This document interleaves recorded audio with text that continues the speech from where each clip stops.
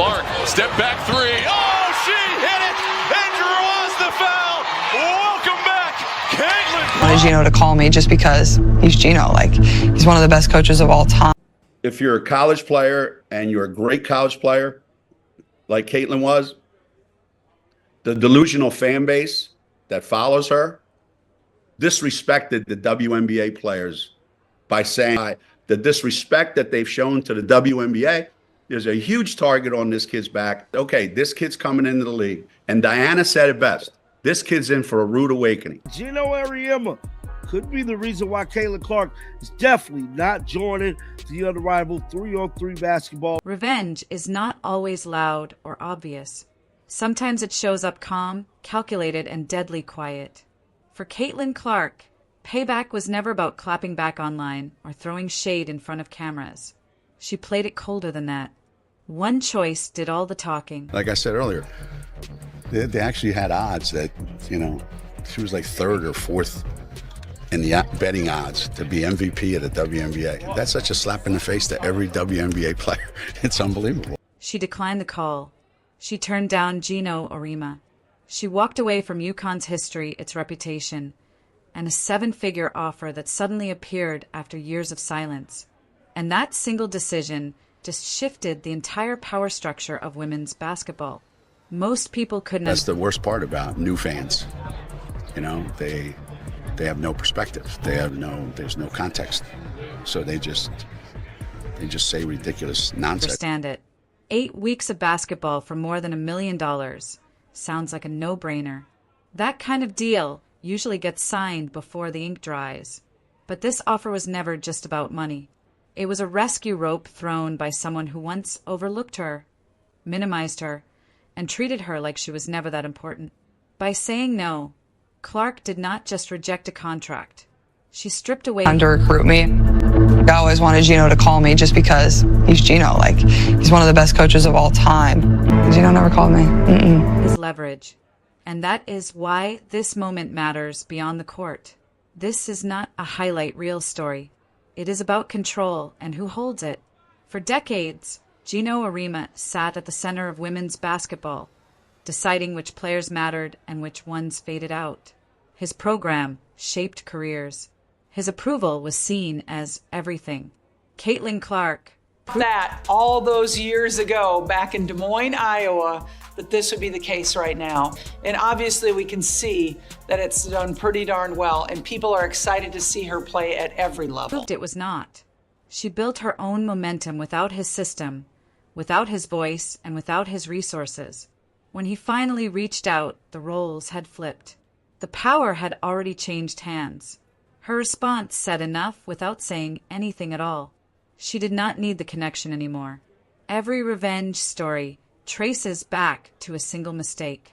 Geno's trying to keep quiet about, his investment in the league ever since his comments that he made about a young rookie. Pretty much, had him in the headlines for about a month and a half. That is Geno Auriemma, dog. I'm here to tell you, he's part owner. Mistake was not tactical. It was personal. He underestimated her. Long before sold-out crowds and record ratings, Clark was simply a young player chasing an opportunity. She even said it herself. UConn felt like the dream destination, the dynasty, the place where legends were made, the highest level of the game.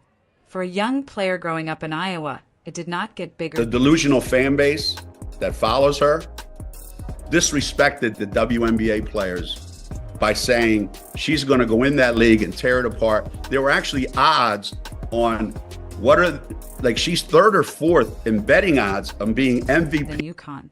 That was the dream. When recruiting season arrived, everything seemed lined up perfectly. The most electric talent of her era linking up with the most powerful recruiter the sport had ever seen. On paper, it felt inevitable, but reality hit different. The phone never rang. Geno did not call. He did not reach out to Clark. He did not MVP at the WNBA. These people are so disrespectful and so unknowledgeable and so stupid that it gives women's basketball a bad name. Okay, so the kid was contact her parents. He barely passed along interest through an AU coach. For someone known as the ultimate talent spotter, the silence said everything. That silence was not accidental. It was deliberate, and it sent a message that could not be ignored. She was not a priority. The excuse came later. UConn already had Paige Bueckers locked in, and to make the most of the situation. They tried to make the most of Caitlin Clark not playing by hinting everything and basically making people think that Caitlin Clark was going to play. Geno claimed he did not want 2-point guards. That explanation might have sounded reasonable at first. Then came the part that crossed the line. Geno suggested that if Clark really wanted UConn, she should have called him. Let that sink in. A coach whose reputation was built on chasing generational talent decided she was not worth a phone call. Then he turned around and blamed a teenager for not pursuing him harder. That was not just a recruiting miss. That was a clear sign of disrespect, the kind that stays with you. Clark did not make noise about it. She did not complain or campaign for attention. She simply remembered it. If Geno did not believe in her, she would find a place that did. That decision led her to Iowa.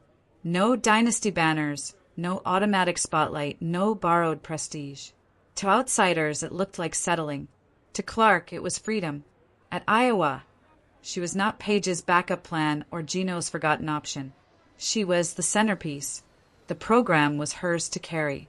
From the moment she stepped on the court in Iowa City, everything shifted. Those deep logo shots were not just highlights. They were statements. Packed arenas were not hype. They were confirmation. Record-breaking TV numbers were not luck. They were proof. Every bucket she made added pressure.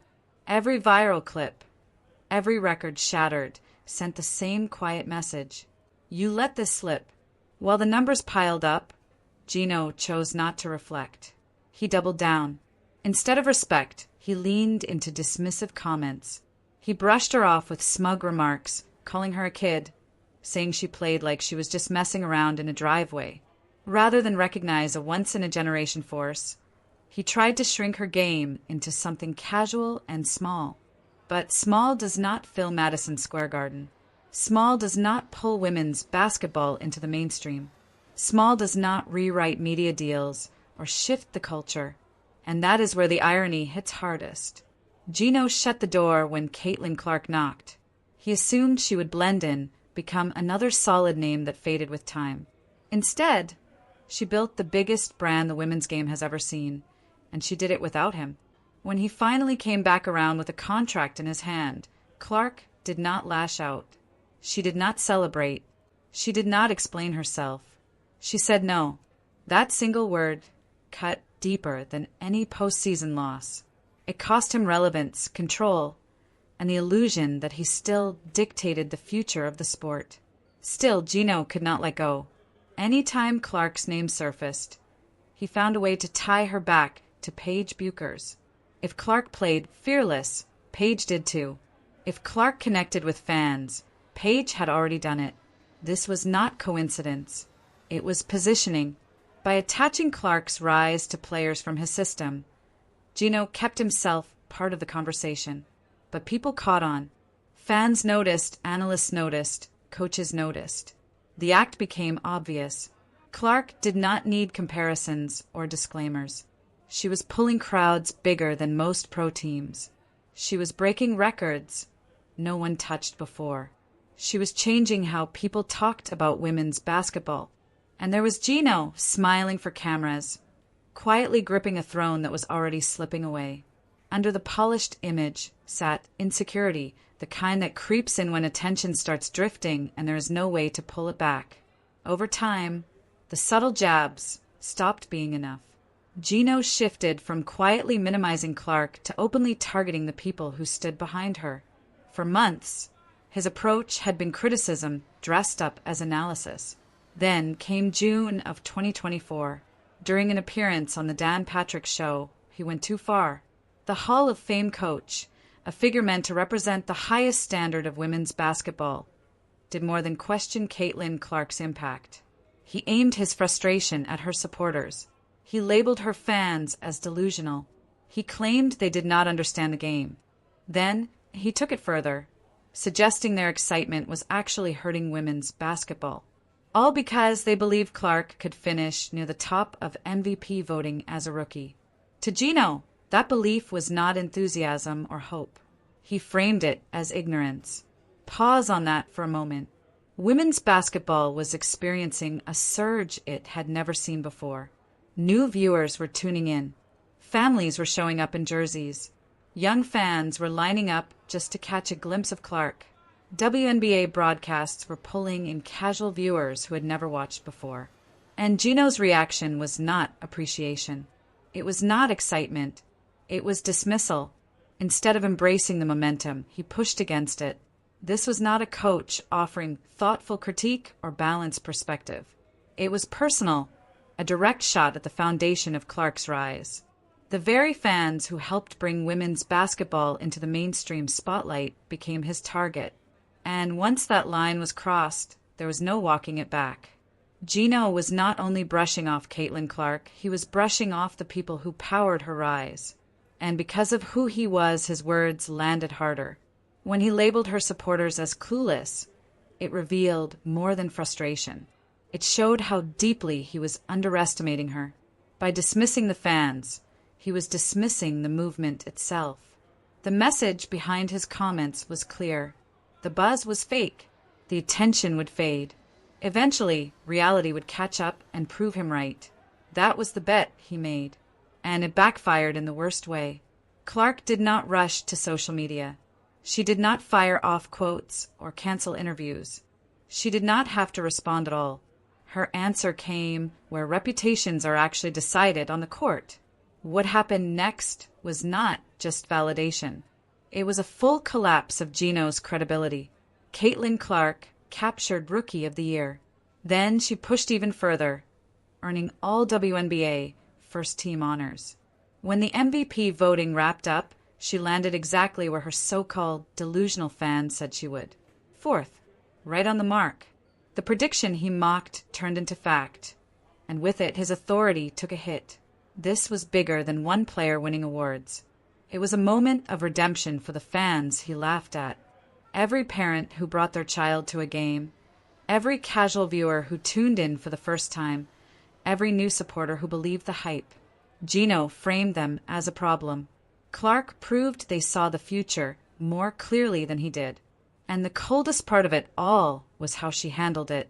No speeches, no back and forth, no drama. Just outcomes.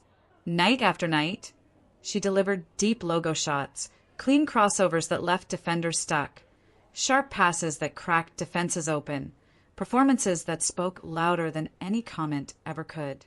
By the time the awards rolled in, the conversation was finished. She had answered every doubt without ever mentioning his name. There was something fitting about that. Geno had long cast himself as the ultimate authority on women's basketball, the seasoned voice who believed he understood the game better than the fans, the media, and anyone watching from the outside. But the results told a different story. The fans were right. Clark was right. Geno was wrong. Every sold-out arena, every record broken, every honor collected chipped away at the idea that he was still the one who decided what mattered. She did not need his approval then, and she never had. The irony is that Clark was not out to prove anything to him. She was not chasing validation or trying to win a personal feud. He was not the focus at all. She was simply doing what she always did, playing her game at the highest level.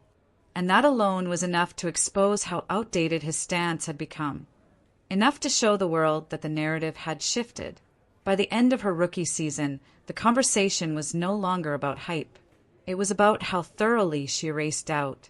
Geno's remarks aged badly. What once sounded confident now read like some of the worst takes the sport had seen. Defensive, bitter, completely off the mark.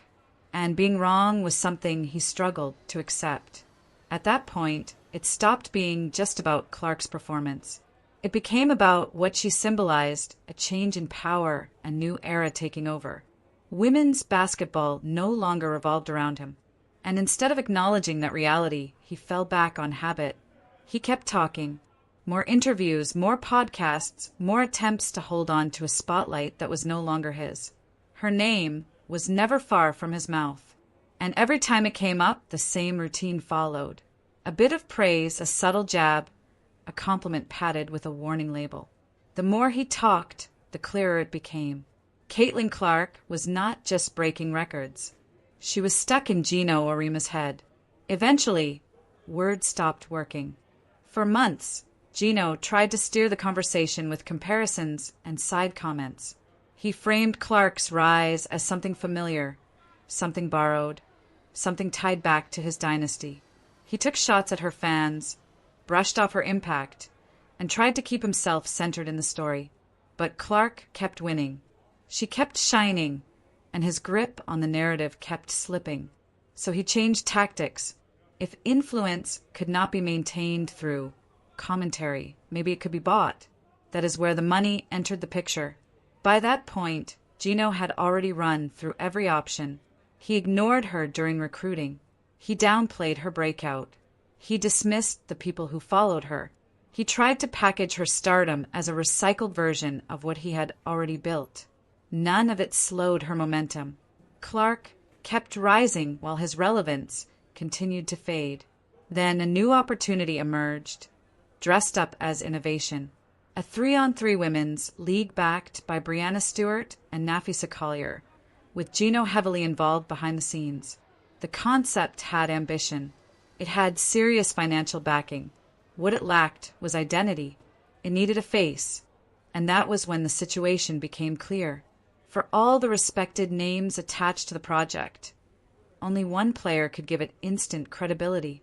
Only one athlete could bring millions of fans, media attention, and sponsor interest overnight. Only one star had the pull to position the league as a true rival to the WNBA. That star was Caitlin Clark. And so Geno made the move no one expected. He reached out. Reports later confirmed the offer. Over $1 million for an 8-week season. It was one of the largest offers ever placed in front of a women's basketball player. Let that settle for a moment. The same coach who once could not be bothered to make a recruiting call was now putting 7 figures on the table, hoping she would rescue his latest project. The same voice that questioned whether her popularity was real was suddenly trying to cash in on it. The contradiction could not have been clearer. The coach who mocked her fan base now depended on that same crowd to tune in, buy tickets, and legitimize his league. The people he dismissed were suddenly essential. That irony cut deep. This was never just about business. It was personal. If Geno landed Clark, he could reshape the narrative. He could argue that her rise was still connected to his influence. He could frame her success as another branch of the empire he built instead of proof that it was no longer needed. He could reassert control, but Clark saw through it immediately. When the offer landed in front of her, she did not see opportunity. She saw a test, a last attempt to reclaim power from someone who had spent years minimizing her. Her response came fast and clean. No explanations, no counteroffers, no hesitation. One word. No. It carried more weight than every interview he had given combined. She did not need his money. She did not need his platform. She did not need his validation. The man who once overlooked her was now asking for help, and she declined with quiet precision. That moment sealed it. The rejection was total. Geno Auriemma, long known as a gatekeeper of the sport, had been reduced to offering a fortune to the very player he once dismissed. And she turned it down without spectacle, without bitterness, without drama. Just refusal. The aftermath was unforgiving. Without Clark, the Unrivaled league lost its center of gravity. Its appeal weakened overnight. What was meant to look bold and powerful instead revealed desperation. The massive offer stopped looking like confidence and started looking like need. The project needed her far more than she ever needed it. Fans understood exactly what they were seeing. Online reactions poured in, mocking the idea that Clark would save a system that had never respected her. The grand strategy Geno believed he was executing collapsed in a single move. Clark did not rant. She did not embarrass him publicly. She did not even acknowledge him beyond her decision. She walked away, And that silence landed harder than any response ever could, because the truth was unavoidable. Geno's era had passed. His grip on the sport was gone, and Clark did not just challenge it. She rendered it obsolete. For decades, figures like him controlled the routes to success. They shaped the narratives. They decided who mattered and who waited their turn. Clark broke that structure. She did not need banners or borrowed prestige. She did not need approval from the old guard. She built something independent. And by rejecting the $1 million offer, she sent a message that echoed beyond one contract. The future belongs to the players, not the gatekeepers. That is why this moment stings so much. Geno's greatest mistake was not overlooking her early. It was believing the sport could not thrive without him. He assumed he was essential. She proved otherwise. And that lesson did not stop with him. It served as a warning to every coach, executive, and power broker still clinging to control. Clark's rejection was not just personal. It marked a shift, a clear dividing line between the old structure and what comes next.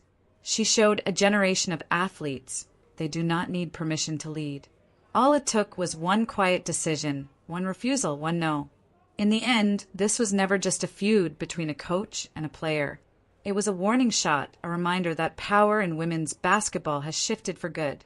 The old model relied on gatekeepers, permission, and approval from the top. Caitlin Clark proved none of that is required anymore. She did not ask to be crowned. She did not demand control. She earned it through fans, through numbers, through undeniable impact. One quiet decision exposed an entire system that thought it would last forever. And the next power shift is already happening.